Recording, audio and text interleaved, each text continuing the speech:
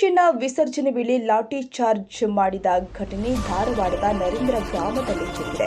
ಗಣಪತಿ ವಿಸರ್ಜನೆ ವೇಳೆ ಪೊಲೀಸರಿಂದ ಲಘು ಲಾಠಿ ಪ್ರಹಾರ ಜರುಗಿದೆ. ಈ ಹಿನ್ನೆಲೆ ನೆನೆ ಕೇಂದ್ರ ಸಚಿವ ಪ್ರಹ್ಲಾದ್ ಜೋಶಿ ಭೇಟಿ ಕೊಟ್ಟಿದ್ರು. ಸ್ಥಳೀಯ ಜನರನ್ನ ಭೇಟಿಯಾದ ಜೋಶಿಗೆ ಶಾಸಕ ಅರವಿಂದ ಬೆಲ್ಲದ್, ಮಾಜಿ ಶಾಸಕ ಅಮೃತ್ ದೇಸಾಯಿ ಅವರು ಕೂಡ ಸಾಥ್ ಕೊಟ್ಟಿದ್ದಾರೆ.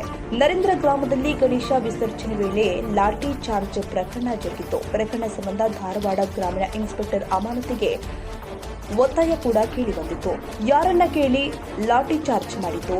ಬನ್ನಿ ಎಲ್ಲರೂ ಎಸ್ಪಿ ಆಫೀಸ್ ಮುಂದೆ ಪ್ರತಿಭಟನೆ ಮಾಡೋಣ ಅಂತ ಜೋಶಿ ಕರೆ ಕೊಟ್ಟಿದ್ದಾರೆ. ಮೈಕ್ನಲ್ಲಿ ಮಾತನಾಡುತ್ತಲೇ ಕೇಂದ್ರ ಸಚಿವ ಜೋಶಿ ಸಿಟ್ಟಿಗೆದ್ದಿದ್ದಾರೆ. ಮೈಕ್ ತಲೆಗೆ ಎಸೆದು ಪ್ರತಿಭಟನೆಗೆ ಜೋಶಿ ಕರೆ ಕೊಟ್ಟಿದ್ದಾರೆ. ಕೂಡಲೇ ಇನ್ಸ್ಪೆಕ್ಟರ್ ಮೇಲೆ ಕಾನೂನು ಕ್ರಮ ಆಗಬೇಕು ಎಂದು ಒತ್ತಾಯ ಮಾಡಿದ್ದಾರೆ.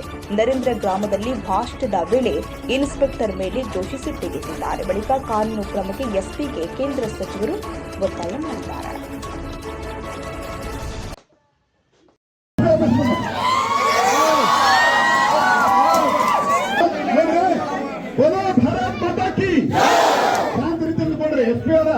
ಅವ ನೀವಿದ್ದಾಗ ಡಿವೈಎಸ್ಪಿ ಇದ್ದಾಗ ಅವ ಯಾರನ್ನ ಕೇಳಿ ಮಾಡಿದವ?